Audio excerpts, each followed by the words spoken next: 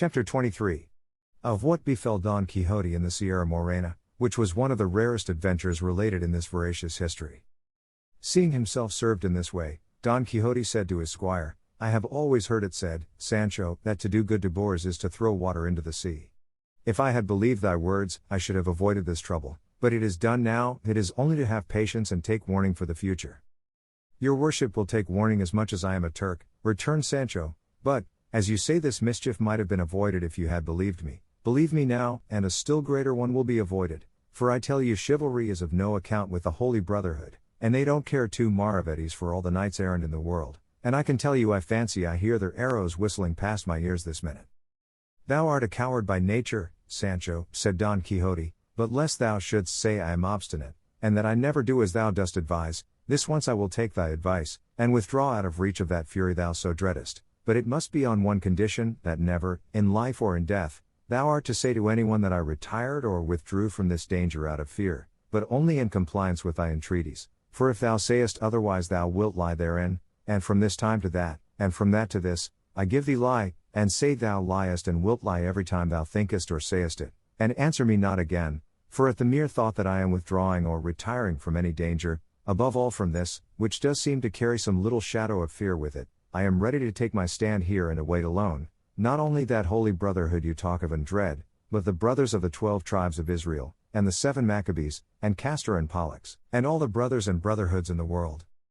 "Señor," replied Sancho, "to retire is not to flee, and there is no wisdom in waiting when danger outweighs hope, and it is the part of wise men to preserve themselves today for tomorrow, and not risk all in one day. And let me tell you, though I am a clown and a bore, I have got some notion of what they call safe conduct, so repent not of having taken my advice, but mount Rocinante if you can, and if not I will help you, and follow me, for my mother wit tells me we have more need of legs than hands just now."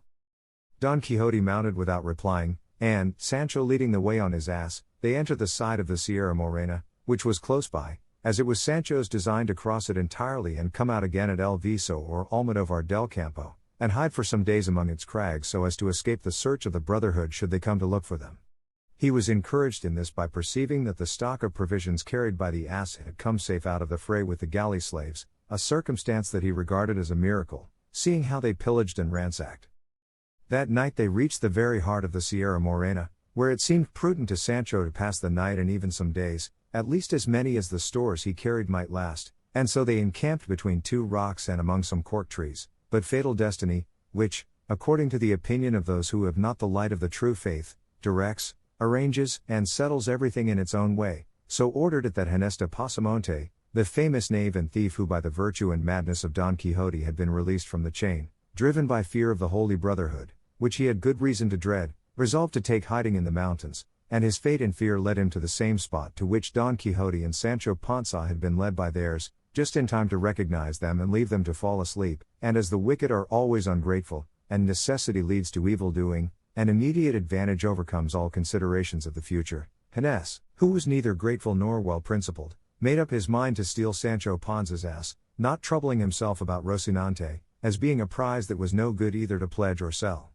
While Sancho slept he stole his ass, and before day dawned he was far out of reach. Aurora made her appearance bringing gladness to the earth but sadness to Sancho Panza, for he found that his Dapple was missing, and seeing himself bereft of him he began the saddest and most doleful lament in the world, so loud that Don Quixote awoke at his exclamations and heard him saying, "O son of my bowels, born in my very house, my children's plaything, my wife's joy, the envy of my neighbors, relief of my burdens, and lastly, half supporter of myself, for with the 26 maravedis thou didst earn me daily I met half my charges." Don Quixote, when he heard the lament and learned the cause, consoled Sancho with the best arguments he could, entreating him to be patient, and promising to give him a letter of exchange ordering 3 out of 5 ass colts that he had at home to be given to him. Sancho took comfort at this, dried his tears, suppressed his sobs, and returned thanks for the kindness shown him by Don Quixote. He on his part was rejoiced to the heart on entering the mountains, as they seemed to him to be just the place for the adventures he was in quest of. They brought back to his memory the marvelous adventures that had befallen knights errant in like solitudes and wilds, and he went along reflecting on these things, so absorbed and carried away by them that he had no thought for anything else. Nor had Sancho any other care, now that he fancied he was traveling in a safe quarter, than to satisfy his appetite with such remains as were left of the clerical spoils, and so he marched behind his master laden with what Dapple used to carry, emptying the sack and packing his paunch, and so long as he could go that way, he would not have given a farthing to meet with another adventure.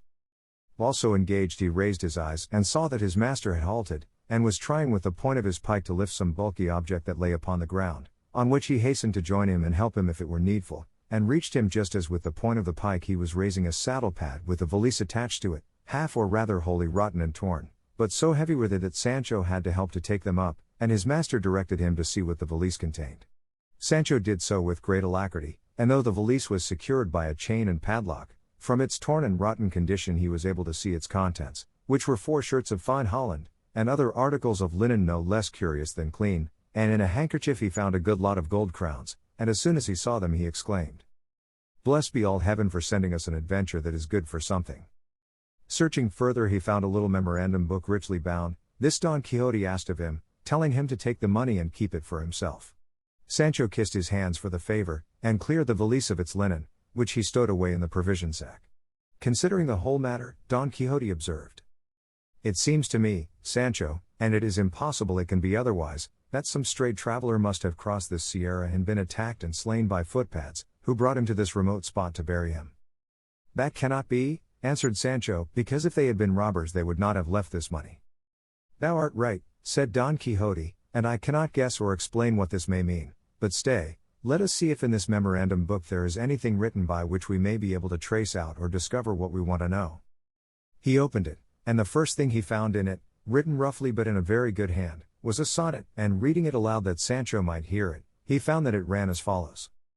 "Greater than sonnet or love is lacking in intelligence, or to the height of cruelty attains, or else it is my doom to suffer pains beyond the measure due to my offense. But if love be a god, it follows thence that he knows all, and certain it remains no god loves cruelty, then who ordains this penance that enthralls while it torments?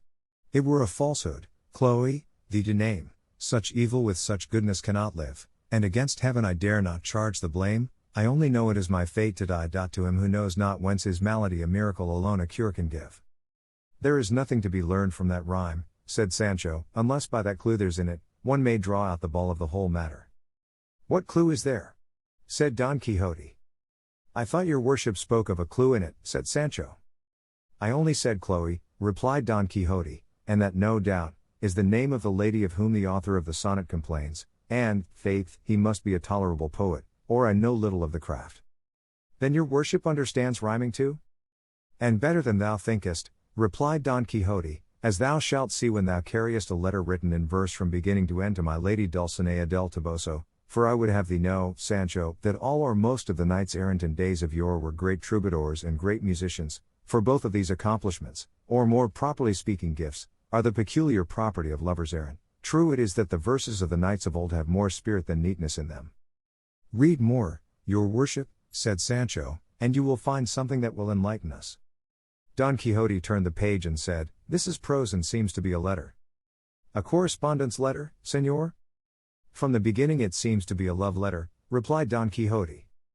"Then let your worship read it aloud," said Sancho, "for I am very fond of love matters." "With all my heart," said Don Quixote, and reading it aloud as Sancho had requested him, he found it ran thus: "Thy false promise and my sure misfortune carry me to a place whence the news of my death will reach thy ears before the words of my complaint. Ungrateful one, thou hast rejected me for one more wealthy, but not more worthy, but if virtue were esteemed wealth I should neither envy the fortunes of others nor weep for misfortunes of my own. What thy beauty raised up thy deeds have laid low, by it I believe thee to be an angel, by them I know thou art a woman. Peace be with thee who hast sent war to me, and heaven grant that the deceit of thy husband be ever hidden from thee, so that thou repent not of what thou hast done, and I reap not a revenge I would not have."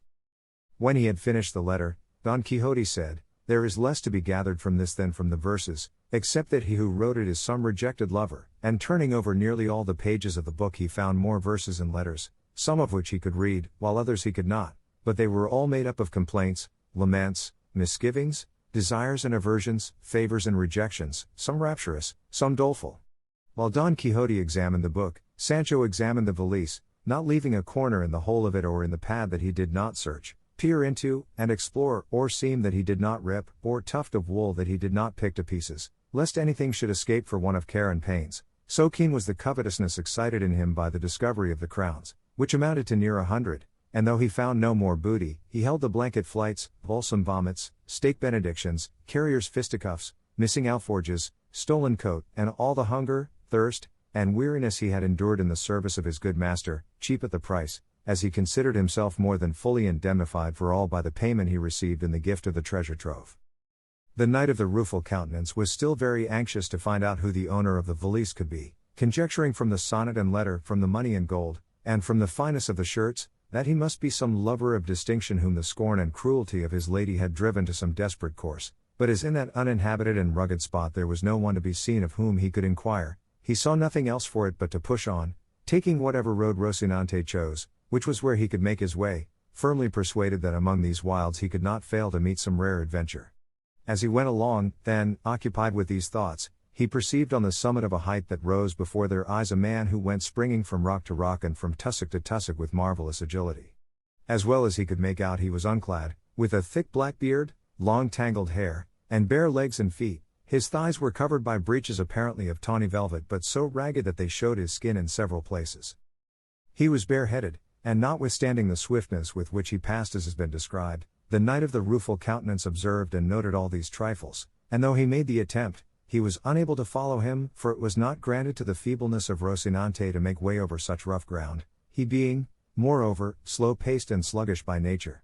Don Quixote at once came to the conclusion that this was the owner of the saddle-pad and of the valise, and made up his mind to go in search of him, even though he should have to wander a year in those mountains before he found him, and so he directed Sancho to take a short cut over one side of the mountain, while he himself went by the other, and perhaps by this means they might light upon this man who had passed so quickly out of their sight. "I could not do that," said Sancho, "for when I separate from your worship fear at once lays hold of me, and assails me with all sorts of panics and fancies, and let what I now say be a notice that from this time forth I am not going to stir a finger's width from your presence." "It shall be so," said he of the Rueful Countenance, "and I am very glad that thou art willing to rely on my courage, which will never fail thee even though the soul in thy body fail thee. So come on now behind me slowly as well as thou canst, and make lanterns of thine eyes. Let us make the circuit of this ridge. Perhaps we shall light upon this man that we saw, who no doubt is no other than the owner of what we found." To which Sancho made answer, "Far better would it be not to look for him, for, if we find him, and he happens to be the owner of the money, it is plain I must restore it. It would be better, therefore, that without taking this needless trouble, I should keep possession of it until in some other less meddlesome and officious way the real owner may be discovered, and perhaps that will be when I shall have spent it, and then the king will hold me harmless." "Thou art wrong there, Sancho," said Don Quixote, "for now that we have a suspicion who the owner is, and have him almost before us, we are bound to seek him and make restitution, and if we do not see him, the strong suspicion we have as to his being the owner makes us as guilty as if he were so, and so, friend Sancho, let not our search for him give thee any uneasiness, for if we find him it will relieve mine."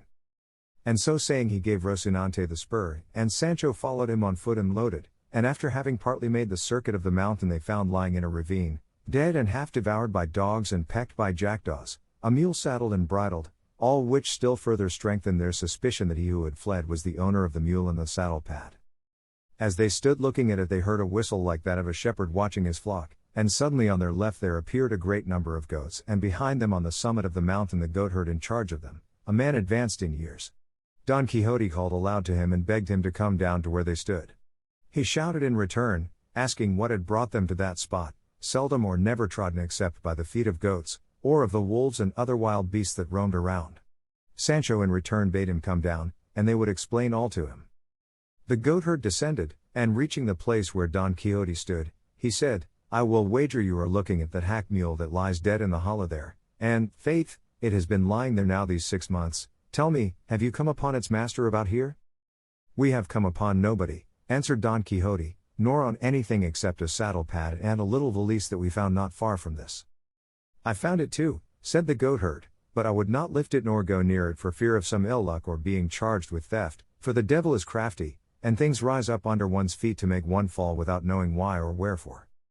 "That's exactly what I say," said Sancho, "I found it too, and I would not go within a stone's throw of it. There I left it, and there it lies just as it was, for I don't want a dog with a bell."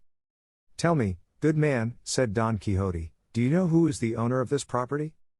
"All I can tell you," said the goatherd, "is that about 6 months ago, more or less, there arrived at a shepherd's hut 3 leagues, perhaps, away from this, a youth of well-bred appearance and manners, mounted on that same mule which lies dead here, and with the same saddle pad and valise which you say you found and did not touch.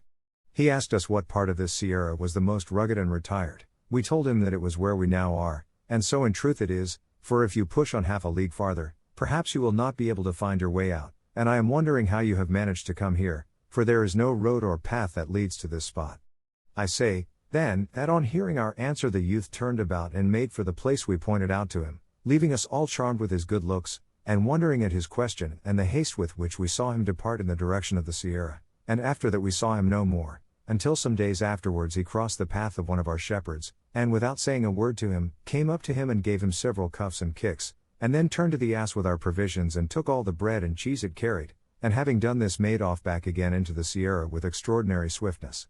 When some of us goatherds learned this we went in search of him for about 2 days through the most remote portion of this sierra, at the end of which we found him lodged in the hollow of a large thick cork tree. He came out to meet us with great gentleness, with his dress now torn and his face so disfigured and burned by the sun, that we hardly recognized him, but that his clothes, though torn, convinced us, from the recollection we had of them, that he was the person we were looking for.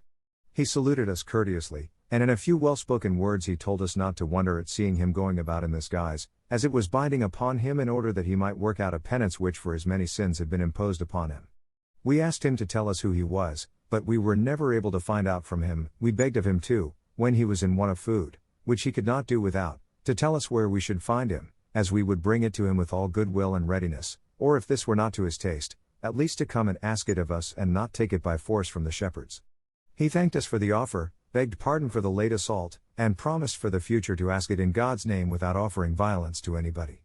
As for fixed abode, he said he had no other than that which chance offered wherever night might overtake him, and his words ended in an outburst of weeping so bitter that we who listened to him must have been very stones had we not joined him in it, comparing what we saw of him the first time with what we saw now, for, as I said, he was a graceful and gracious youth, and in his courteous and polished language showed himself to be of good birth and courtly breeding, and rustics as we were that listened to him, even to our rusticity his gentle bearing sufficed to make it plain.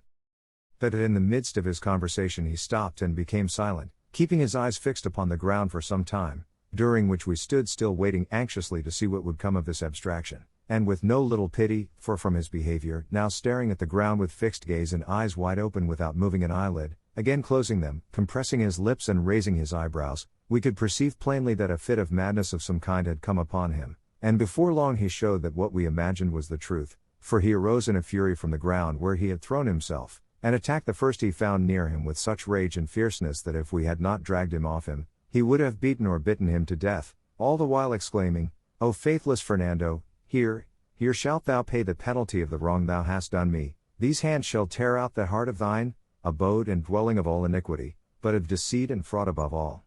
And to these he added other words all in effect upbraiding this Fernando and charging him with treachery and faithlessness.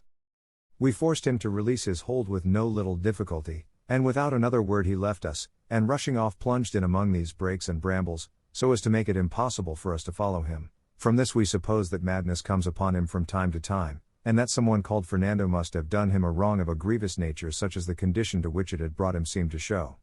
All this has been since then confirmed on those occasions, and they have been many, on which he has crossed our path, at one time to beg the shepherds to give him some of the food they carry, at another to take it from them by force, for when there is a fit of madness upon him, even though the shepherds offer it freely, he will not accept it but snatches it from them by dint of blows, but when he is in his senses he begs it for the love of God, courteously and civilly, and receives it with many thanks and not a few tears. And to tell you the truth, sirs, continued the goatherd, it was yesterday that we resolved, I and 4 of the lads, 2 of them our servants, and the other 2 friends of mine, to go in search of him until we find him, and when we do to take him, whether by force or of his own consent, to the town of Almodovar, which is 8 leagues from this, and there strive to cure him, if indeed his malady admits of a cure, or learn when he is in his senses who he is, and if he has relatives to whom we may give notice of his misfortune. This, sirs, is all I can say in answer to what you have asked me, and be sure that the owner of the articles you found is he whom you saw pass by with such nimbleness and so naked. For Don Quixote had already described how he had seen the man go bounding along the mountainside, and he was now filled with amazement at what he heard from the goatherd, and more eager than ever to discover who the unhappy madman was, and in his heart he resolved, as he had done before, to search for him all over the mountain, not leaving a corner or cave unexamined until he had found him. But chance arranged matters better than he expected or hoped, for at that very moment, in a gorge on the mountain that opened where they stood, the youth he wished to find made his appearance, coming along talking to himself in a way that would have been unintelligible near at hand, much more at a distance. His garb was what has been described, save that as he drew near, Don Quixote perceived that a tattered doublet which he wore was amber-tanned, from which he concluded that one who wore such garments could not be of very low rank. Approaching them, the youth greeted them in a harsh and hoarse voice but with great courtesy. Don Quixote returned his salutation with equal politeness, and dismounting from Rocinante advanced with well-bred bearing and grace to embrace him, and held him for some time close in his arms as if he had known him for a long time. The other, whom we may call the Ragged One of the sorry countenance, as Don Quixote was of the rueful, after submitting to the embrace pushed him back a little and, placing his hands on Don Quixote's shoulders, stood gazing at him as if seeking to see whether he knew him, not less amazed, perhaps, at the sight of the face, figure, and armor of Don Quixote than Don Quixote was at the sight of him. To be brief, the first to speak after embracing was the Ragged One, and he said what will be told farther on. Chapter 24. In which is continued the adventure of the Sierra Morena. The history relates that it was with the greatest attention Don Quixote listened to the Ragged Knight of the Sierra, who began by saying, "Of a surety, Señor, whoever you are, for I know you not, I thank you for the proofs of kindness and courtesy you have shown me, and would I were in a condition to requite with something more than goodwill that which you have displayed towards me in the cordial reception you have given me, but my fate does not afford me any other means of returning kindnesses done me save the hearty desire to repay them." "Mine," replied Don Quixote, "is to be of service to you, so much so that I had resolved not to quit these mountains until I had found you, and learned of you whether there is any kind of relief to be found for that sorrow under which from the strangeness of your life you seem to labor, and to search for you with all possible diligence, if search had been necessary. And if your misfortune should prove to be one of those that refuse admission to any sort of consolation, it was my purpose to join you in lamenting and mourning over it, so far as I could, for it is still some comfort in misfortune to find one who can feel for it. And if my good intentions deserve to be acknowledged with any kind of courtesy, I entreat you, Señor, by that which I perceive you possess in so high a degree, and likewise conjure you by whatever you love or have loved best in life, to tell me who you are and the cause that has brought you to live or die in these solitudes like a brute beast, dwelling among them in a manner so foreign to your condition as your garb and appearance show.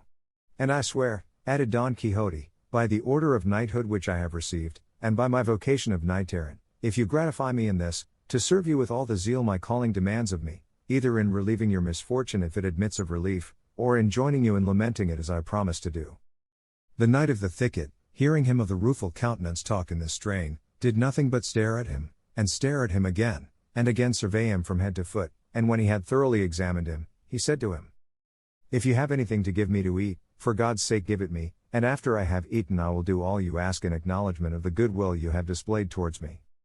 Sancho from his sack, and the goatherd from his pouch, furnished the Ragged One with the means of appeasing his hunger, and what they gave him he ate like a half-witted being, so hastily that he took no time between mouthfuls, gorging rather than swallowing, and while he ate neither he nor they who observed him uttered a word.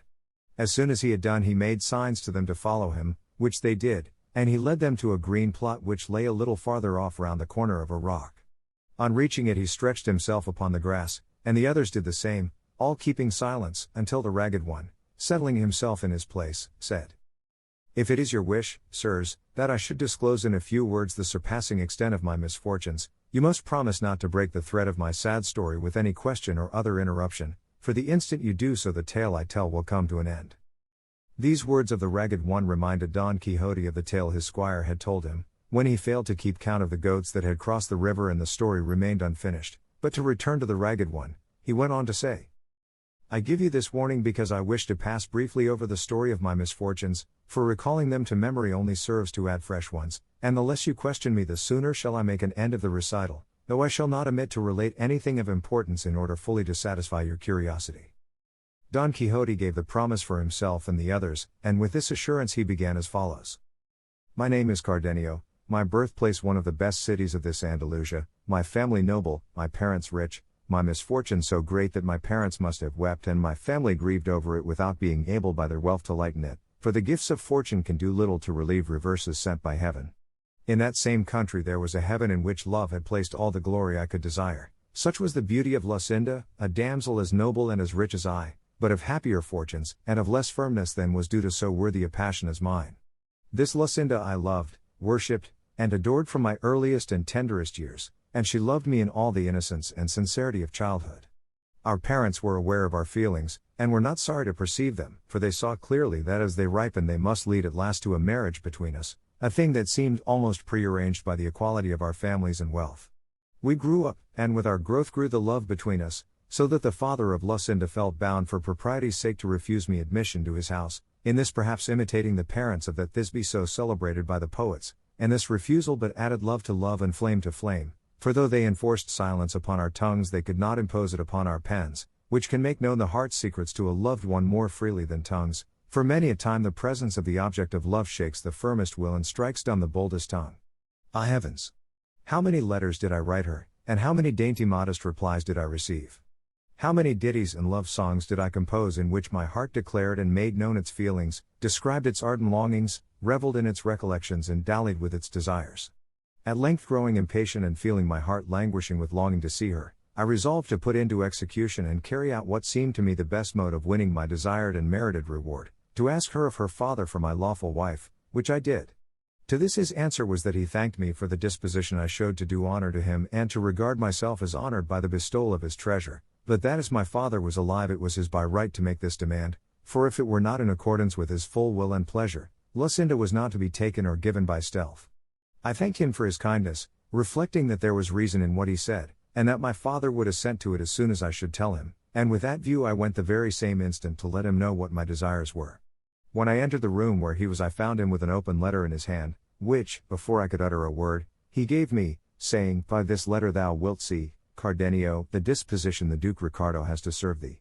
This Duke Ricardo, as you, sirs, probably know already, is a grandee of Spain who has his seat in the best part of this Andalusia." I took and read the letter, which was couched in terms so flattering that even I myself felt it would be wrong in my father not to comply with the request the Duke made in it, which was that he would send me immediately to him, as he wished me to become the companion, not servant, of his eldest son, and would take upon himself the charge of placing me in a position corresponding to the esteem in which he held me. On reading the letter my voice failed me, and still more when I heard my father say, "2 days hence thou wilt depart, Cardenio, in accordance with the Duke's wish, and give thanks to God who is opening a road to thee by which thou mayest attain what I know thou dost deserve." And to these words he added others of fatherly counsel. The time for my departure arrived. I spoke one night to Lucinda. I told her all that had occurred, as I did also to her father, entreating him to allow some delay, and to defer the disposal of her hand until I should see what the Duke Ricardo sought of me. He gave me the promise, and she confirmed it with vows and swoonings unnumbered. Finally, I presented myself to the Duke, and was received and treated by him so kindly that very soon envy began to do its work, the old servants growing envious of me, and regarding the Duke's inclination to show me favor as an injury to themselves.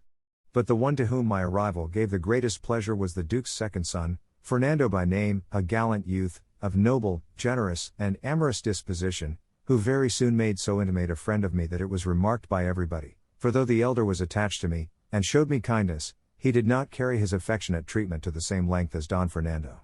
It so happened, then, that as between friends no secret remains unshared, and as the favor I enjoyed with Don Fernando had grown into friendship, he made all his thoughts known to me, and in particular a love affair which troubled his mind a little. He was deeply in love with a peasant girl, a vassal of his father's, the daughter of wealthy parents, and herself so beautiful, modest, discreet, and virtuous, that no one who knew her was able to decide in which of these respects she was most highly gifted or most excelled. The attractions of the fair peasant raised the passion of Don Fernando to such a point that, in order to gain his object and overcome her virtuous resolutions, he determined to pledge his word to her to become her husband, for to attempt it in any other way was to attempt an impossibility. Bound to him as I was by friendship, I strove by the best arguments and the most forcible examples I could think of to restrain and dissuade him from such a course, but perceiving I produced no effect I resolved to make the Duke Ricardo, his father, acquainted with the matter, but Don Fernando, being sharp-witted and shrewd, foresaw and apprehended this, perceiving that by my duty as a good servant I was bound not to keep concealed a thing so much opposed to the honor of my lord the Duke, and so, to mislead and deceive me, he told me he could find no better way of effacing from his mind the beauty that so enslaved him than by absenting himself for some months, and that he wished the absence to be effected by our going, both of us, to my father's house under the pretence, which he would make to the Duke, of going to see and buy some fine horses that there were in my city, which produces the best in the world. When I heard him say so, even if his resolution had not been so good a one I should have hailed it as one of the happiest that could be imagined, prompted by my affection, seeing what a favorable chance and opportunity it offered me of returning to see my Lucinda. With this thought and wish I commended his idea and encouraged his design, advising him to put it into execution as quickly as possible, as, in truth, absence produced its effect in spite of the most deeply rooted feelings. But, as afterwards appeared, when he said this to me he had already enjoyed the peasant girl under the title of husband, and was waiting for an opportunity of making it known with safety to himself, being in dread of what his father the Duke would do when he came to know of his folly. It happened, then, that as with young men love is for the most part nothing more than appetite, which, as its final object is enjoyment, comes to an end on obtaining it, and that which seemed to be love takes to flight, as it cannot pass the limit fixed by nature, which fixes no limit to true love. What I mean is that after Don Fernando had enjoyed this peasant girl his passion subsided and his eagerness cooled, and if at first he feigned a wish to absent himself in order to cure his love, he was now in reality anxious to go to avoid keeping his promise. The Duke gave him permission, and ordered me to accompany him. We arrived at my city, and my father gave him the reception due to his rank. I saw Lucinda without delay, and though it had not been dead or deadened, my love gathered fresh life. To my sorrow I told the story of it to Don Fernando, for I thought that in virtue of the great friendship he bore me I was bound to conceal nothing from him. I extolled her beauty, her gaiety, her wit, so warmly, that my praises excited in him a desire to see a damsel adorned by such attractions. To my misfortune I yielded to it, showing her to him one night by the light of a taper at a window where we used to talk to one another. As she appeared to him in her dressing gown, she drove all the beauties he had seen until then out of his recollection. Speech failed him, his head turned, he was spellbound, and in the end love-smitten, as you will see in the course of the story of my misfortune. And to inflame still further his passion, which he hid from me and revealed to heaven alone, it so happened that one day he found a note of hers entreating me to demand her of her father in marriage, so delicate, so modest, and so tender, that on reading it he told me that in Lucinda alone were combined all the charms of beauty and understanding that were distributed among all the other women in the world. It is true, and I own it now, that though I knew what good cause Don Fernando had to praise Lucinda, it gave me uneasiness to hear these praises from his mouth, and I began to fear, and with reason to feel distrust of him, for there was no moment when he was not ready to talk of Lucinda, and he would start the subject himself even though he dragged it in unseasonably, a circumstance that aroused in me a certain amount of jealousy. Not that I feared any change in the constancy or faith of Lucinda, but still my fate led me to forebode what she assured me against. Don Fernando contrived always to read the letters I sent to Lucinda and her answers to me, under the pretense that he enjoyed the wit and sense of both. It so happened, then, that Lucinda having begged of me a book of chivalry to read, one that she was very fond of, Amadis of Gaul. Don Quixote no sooner heard a book of chivalry mentioned, than he said,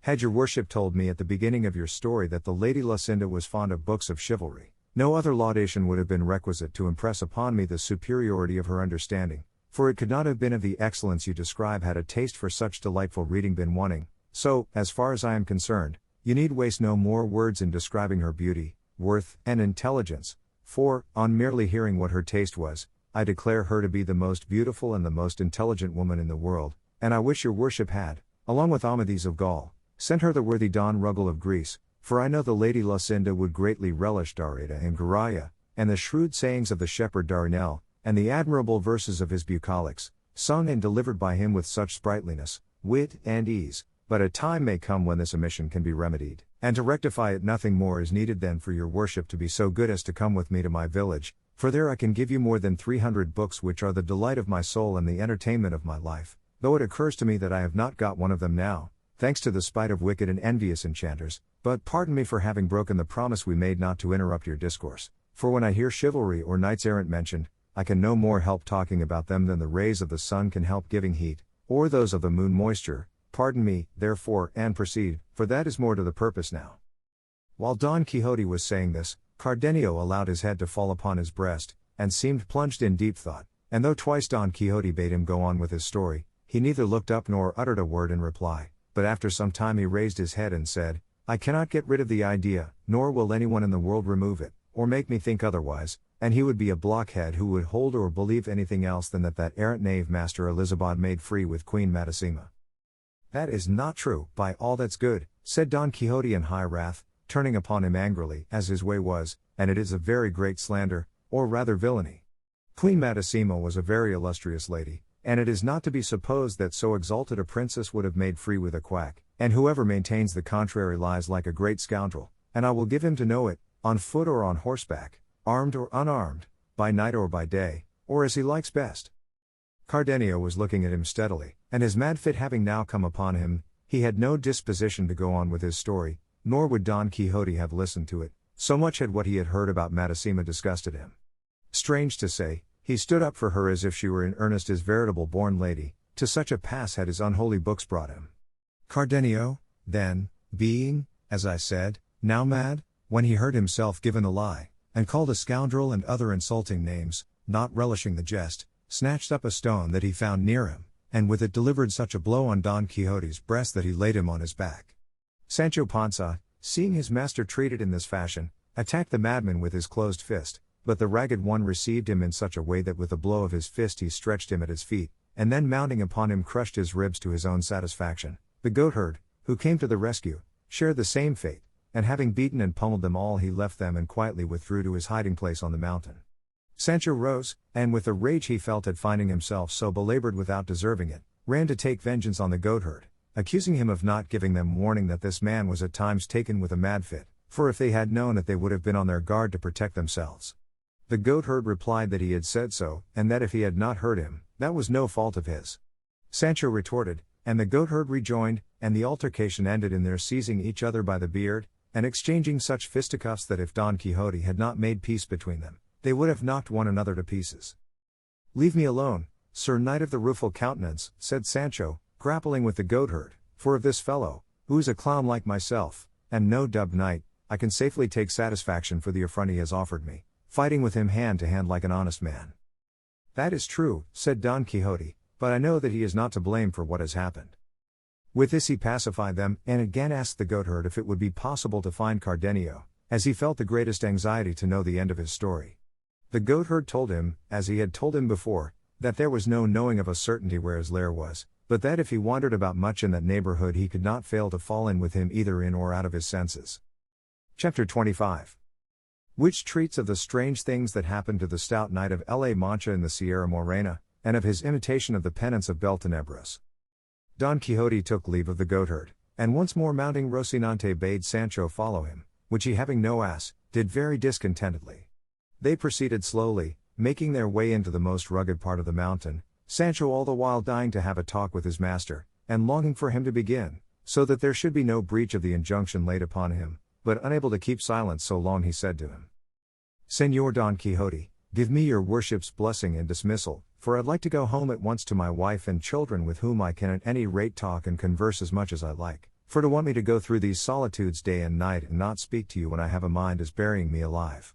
If luck would have it that animals spoke as they did in the days of Quixote, it would not be so bad, because I could talk to Rocinante about whatever came into my head, and so put up with my ill fortune. But it is a hard case, and not to be borne with patience, to go seeking adventures all one's life and get nothing but kicks and blanketings, brickbats and punches, and with all this to have to sew up one's mouth without daring to say what is in one's heart, just as if one were dumb." "I understand thee, Sancho," replied Don Quixote. "Thou art dying to have the interdict I placed upon thy tongue removed. Consider it removed, and say what thou wilt while we are wandering in these mountains." "So be it," said Sancho. "Let me speak now, for God knows what will happen by and by, and to take advantage of the permit at once, I ask, what made your worship stand up so for that Queen Majamasa, or whatever her name is, or what did it matter whether that abbot was a friend of hers or not? For if your worship had let that pass, and you were not a judge in the matter, it is my belief the madman would have gone on with his story, and the blow of the stone and the kicks, and more than half a dozen cuffs would have been escaped." "In faith, Sancho," answered Don Quixote, "if thou knewest as I do what an honorable and illustrious Lady Queen Madasima was, I know thou wouldst say I had great patience that I did not break in pieces the mouth that uttered such blasphemies, for a very great blasphemy it is to say or imagine that a queen has made free with a surgeon. The truth of the story is that Master Elizabeth whom the madman mentioned was a man of great prudence and sound judgment, and served as governor and physician to the queen, but to suppose that she was his mistress is nonsense deserving very severe punishment, and as a proof that Cardenio did not know what he was saying, remember when he said it he was out of his wits." "That is what I say," said Sancho, "there was no occasion for minding the words of a madman, for if good luck had not helped your worship, and he had sent that stone at your head instead of at your breast, a fine way we should have been in for standing up for my lady yonder, God confound her. And then, would not Cardenio have gone free as a madman?" "Against men in their senses or against madmen," said Don Quixote, "every knight errant is bound to stand up for the honor of women, whoever they may be, much more for queens of such high degree and dignity as Queen Madasima, for whom I have a particular regard on account of her amiable qualities. For, besides being extremely beautiful, she was very wise, and very patient under her misfortunes, of which she had many, and the counsel and society of the Master Elizabeth were a great help and support to her in enduring her afflictions with wisdom and resignation. Hence the ignorant and ill-disposed vulgar took occasion to say and think that she was his mistress, and they lie, I say it once more, and will lie 200 times more, all who think and say so. I neither say nor think so, said Sancho, let them look to it, with their bread let them eat it, they have rendered account to God whether they misbehaved or not. I come from my vineyard, I know nothing, I am not fond of prying into other men's lives, he who buys and lies feels it in his purse, moreover, naked was I born, naked I find myself, I neither lose nor gain, but if they did, what is that to me? Many think there are flitches where there are no hooks, but who can put gates to the open plain? Moreover they said of God. God bless me, said Don Quixote, what a set of absurdities thou art stringing together. What has what we are talking about got to do with the proverbs thou art threading one after the other? For God's sake hold thy tongue, Sancho, and henceforward keep to prodding thy ass and don't meddle in what does not concern thee, and understand with all thy 5 senses that everything I have done, and doing, or shall do, is well founded on reason and in conformity with the rules of chivalry, for I understand them better than all the world that profess them. Señor, replied Sancho, is it a good rule of chivalry that we should go astray through these mountains without path or road, looking for a madman who when he is found will perhaps take a fancy to finish what he began, not his story, but your worship's head and my ribs, and end by breaking them altogether for us? Peace, I say again, Sancho, said Don Quixote, for let me tell thee it is not so much the desire of finding that madman that leads me into these regions as that which I have of performing among them an achievement wherewith I shall win eternal name and fame throughout the known world, and it shall be such that I shall thereby set the seal on all that can make a knight-errant perfect and famous. And is it very perilous, this achievement?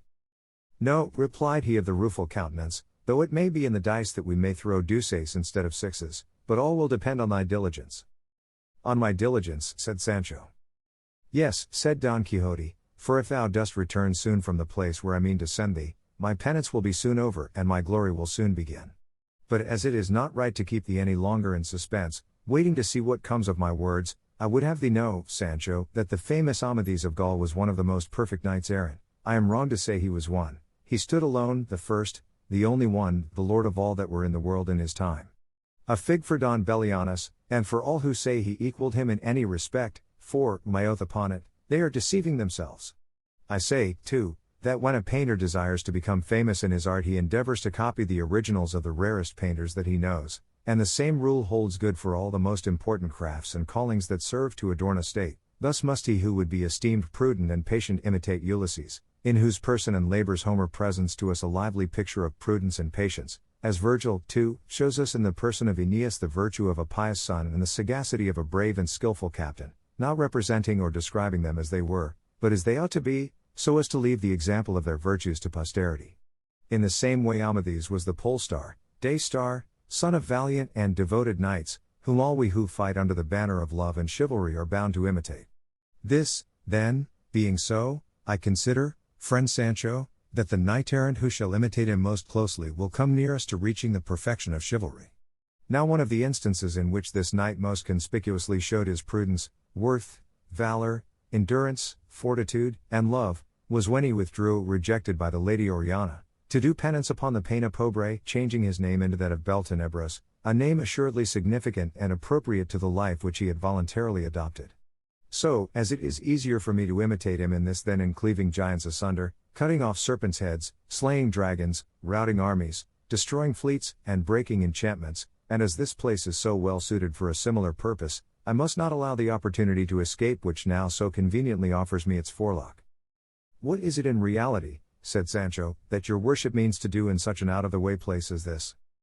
Have I not told thee, answered Don Quixote, that I mean to imitate Amadis here, playing the victim of despair, the madman, the maniac, so as at the same time to imitate the valiant Don Roland, when at the fountain he had evidence of the fair Angelica having disgraced herself with Medoro and through grief thereat went mad, and plucked up trees, troubled the waters of the clear springs, slew destroyed flocks, burned down huts, leveled houses, dragged mares after him, and perpetrated 100,000 other outrages worthy of everlasting renown and record?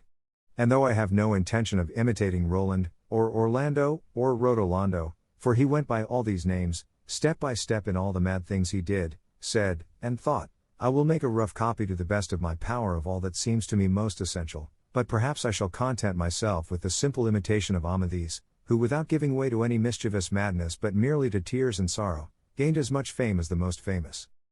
It seems to me, said Sancho, that the knights who behaved in this way had provocation and cause for those follies and penances, but what cause has your worship for going mad? What lady has rejected you, or what evidence have you found to prove that the Lady Dulcinea del Toboso has been trifling with Moor or Christian? There is the point, replied Don Quixote, and that is the beauty of this business of mine. No thanks to a knight-errant for going mad when he has cause. The thing is to turn crazy without any provocation, and let my lady know, if I do this in the dry, what I would do in the moist. Moreover, I have abundant cause in the long separation I have endured from my lady till death, Dulcinea del Toboso. For as thou didst hear that shepherd Ambrosio say the other day, in absence all ills are felt and feared. And so, friend Sancho, waste no time in advising me against so rare, so happy, and so unheard of an imitation. Mad I am, and mad I must be until thou returnest with the answer to a letter that I mean to send by thee to my lady Dulcinea, and if it be such as my constancy deserves, my insanity and penance will come to an end, and if it be to the opposite effect, I shall become mad in earnest, and, being so, I shall suffer no more. Thus in whatever way she may answer I shall escape from the struggle and affliction in which thou wilt leave me, enjoying in my senses the boon thou bearest me, or as a madman not feeling the evil thou bringest me. But tell me, Sancho, hast thou got Mambrino's helmet safe? For I saw thee take it up from the ground when that ungrateful wretch tried to break it in pieces but could not, by which the fineness of its temper may be seen. To which Sancho made answer, By the living God, Sir Knight of the Rueful Countenance, I cannot endure or bear with patience some of the things that your worship says, and from them I begin to suspect that all you tell me about chivalry, and winning kingdoms and empires, and giving islands, and bestowing other rewards and dignities after the custom of knights errant, must be all made up of wind and lies, and all pigments or figments, or whatever we may call them. For what would anyone think that heard your worship calling a barber's basin Mambrino's helmet without ever seeing the mistake all this time, but that one who says and maintains such things must have his brains addled? I have the basin in my sack all dented, and I am taking it home to have it mended, to trim my beard in it, if, by God's grace, I am allowed to see my wife and children some day or other. Look here, Sancho, said Don Quixote, by him thou didst swear by just now I swear thou hast the most limited understanding that any squire in the world has or ever had. Is it possible that all this time thou hast been going about with me thou hast never found out that all things belonging to knights errant seem to be illusions and nonsense and ravings, and to go always by contraries?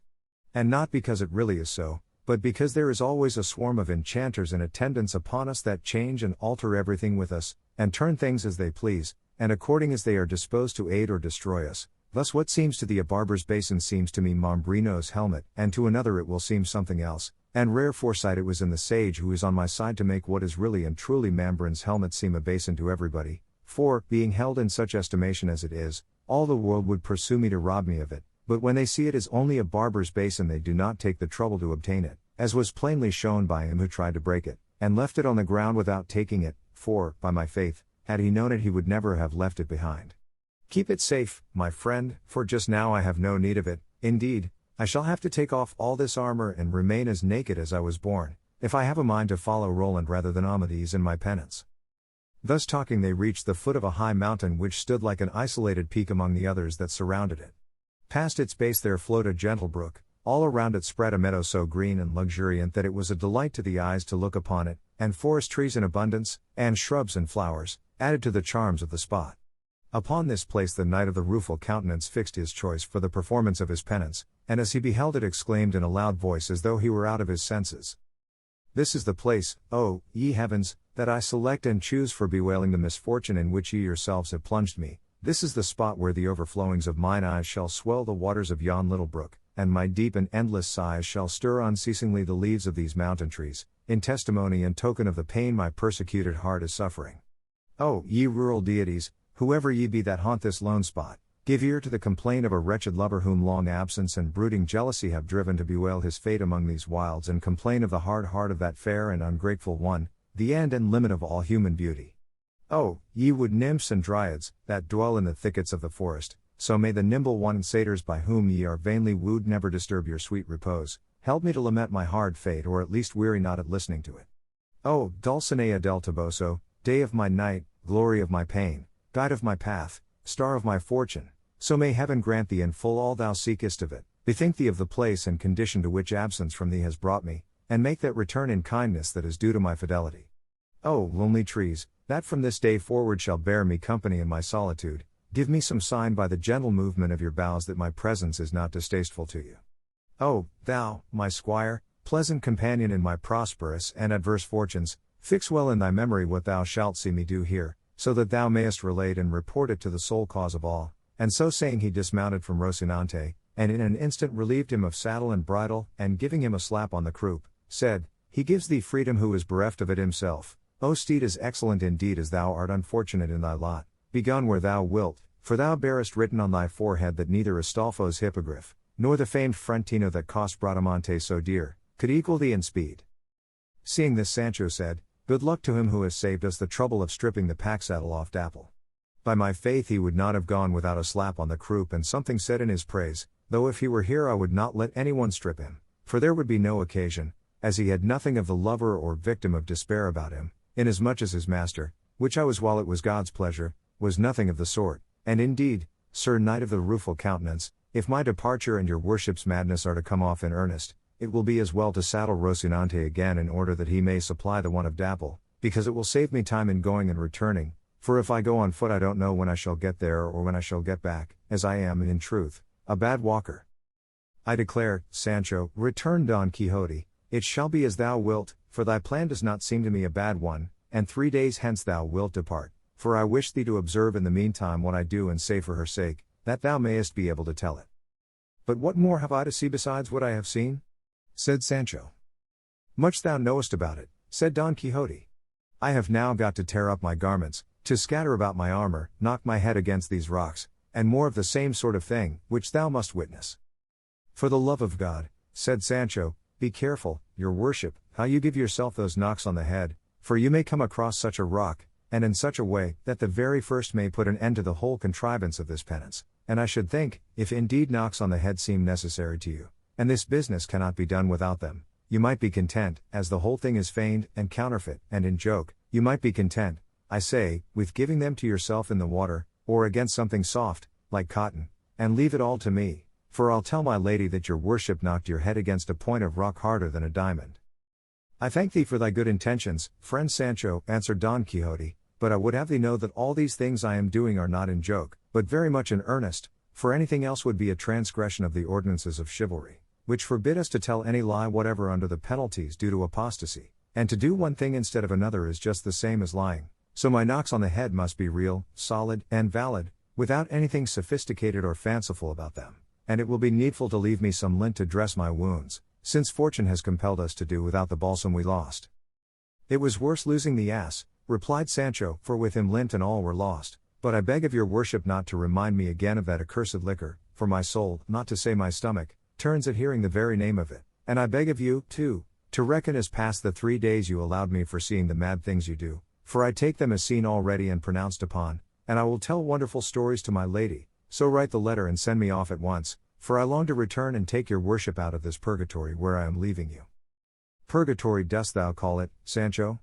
Said Don Quixote, rather call it hell, or even worse if there be anything worse. For one who is in hell, said Sancho, nulla est retentio, as I have heard say. I do not understand what retentio means, said Don Quixote.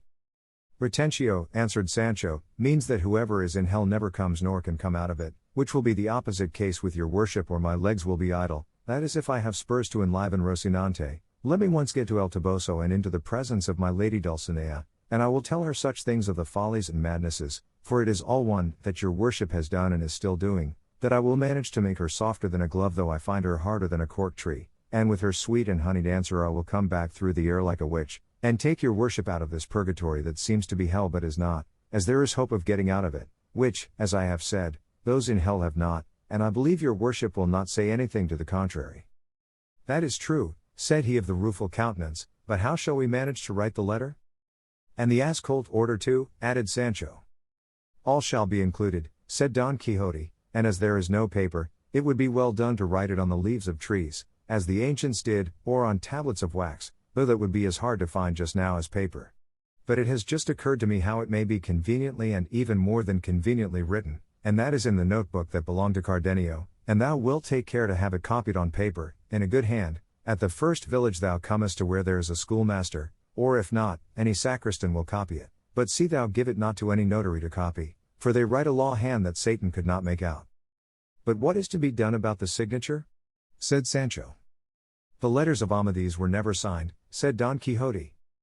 That is all very well, said Sancho, but the order must needs be signed, and if it is copied they will say the signature is false, and I shall be left without ascolts. The order shall go signed in the same book, said Don Quixote, and on seeing it my niece will make no difficulty about obeying it. As to the love letter thou canst put by way of signature, yours till death, the Knight of the Rueful Countenance.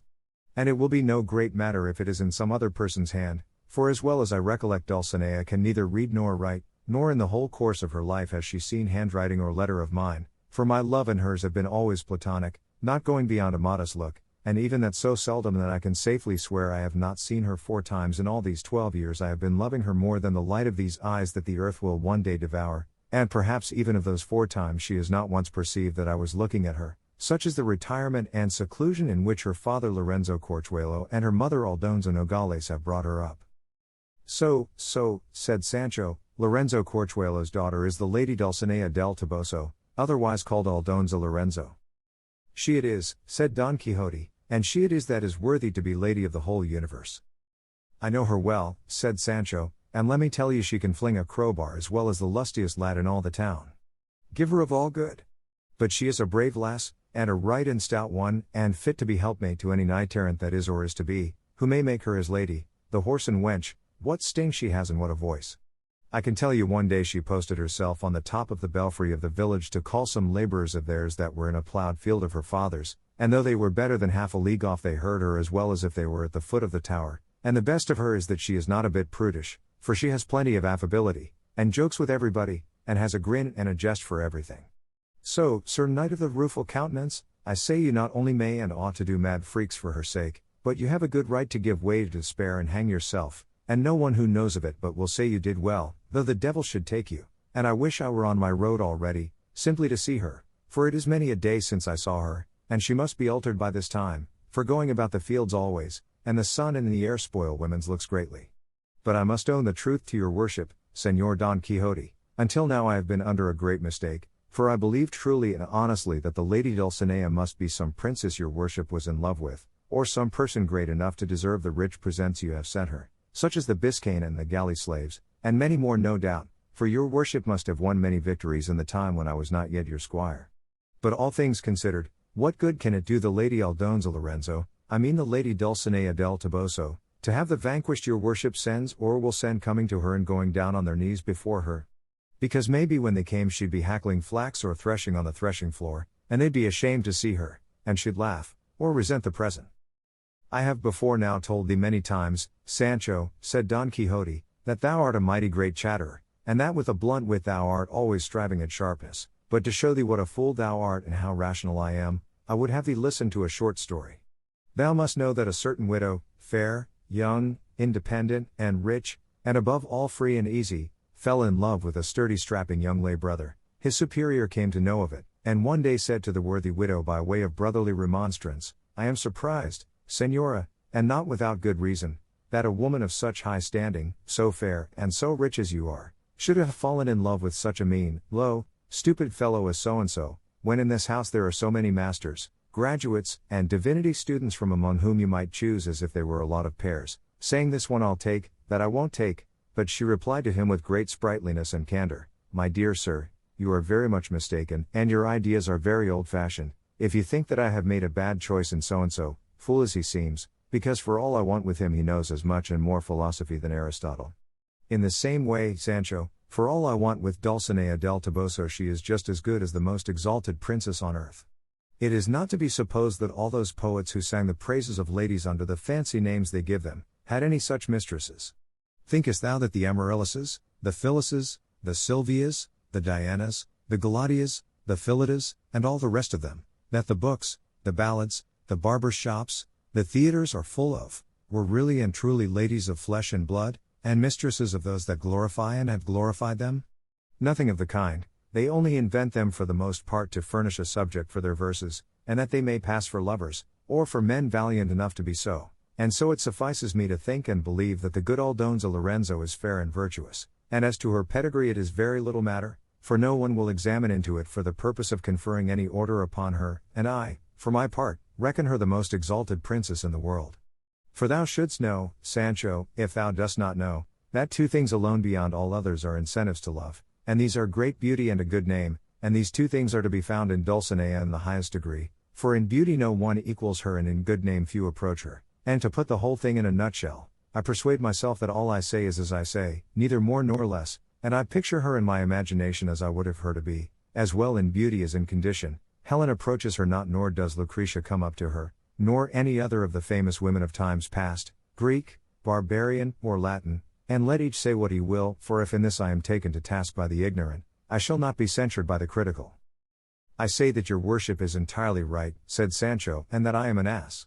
But I know not how the name of ass came into my mouth, for a rope is not to be mentioned in the house of him who has been hanged, but now for the letter, and then, God be with you, I am off.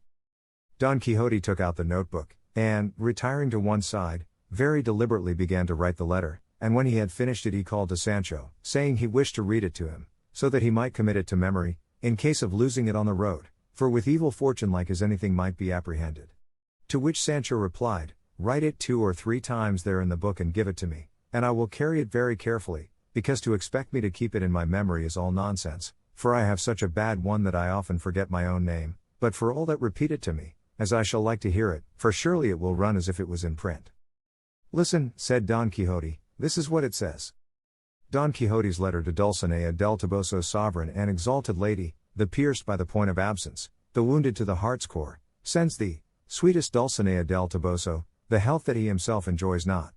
If thy beauty despises me, if thy worth is not for me, if thy scorn is my affliction, though I be sufficiently long-suffering, hardly shall I endure this anxiety, which, besides being oppressive, is protracted. My good squire Sancho will relate to thee in full, fair ingrate, dear enemy, the condition to which I am reduced on thy account. If it be thy pleasure to give me relief, I am thine; if not, do as may be pleasing to thee, for by ending my life I shall satisfy thy cruelty and my desire. Thine till death, the Knight of the Rueful Countenance. By the life of my father, said Sancho, when he heard the letter, it is the loftiest thing I ever heard. Body of me! How your worship says everything as you like in it. And how well you fit in the Knight of the Rueful Countenance into the signature. I declare your worship is indeed the very devil, and there is nothing you don't know. Everything is needed for the calling I follow, said Don Quixote. Now then, said Sancho, let your worship put the order for the 3 ass colts on the other side, and sign it very plainly, that they may recognize it at first sight. With all my heart, said Don Quixote, and as he had written it he read it to this effect. Mistress niece, by this first of ass colts please pay to Sancho Panza, my squire, 3 of the 5 I left at home in your charge, said 3 ass colts to be paid and delivered for the same number received here in hand, which upon this and upon his receipt shall be duly paid. Done in the heart of the Sierra Morena, the 27th of August of this present year. That will do, said Sancho, now let your worship sign it. There is no need to sign it, said Don Quixote, but merely to put my flourish, which is the same as a signature, and enough for 3 asses, or even 300. I can trust your worship, returned Sancho. Let me go and saddle Rocinante, and be ready to give me your blessing, for I mean to go at once without seeing the fooleries your worship is going to do. I'll say I saw you do so many that she will not want any more. At any rate, Sancho, said Don Quixote, I should like, and there is reason for it, I should like thee, I say, to see me stripped to the skin and performing a dozen or 2 of insanities, which I can get done in less than half an hour, for having seen them with thine own eyes, thou canst then safely swear to the rest that thou wouldst add, and I promise thee thou wilt not tell of as many as I mean to perform.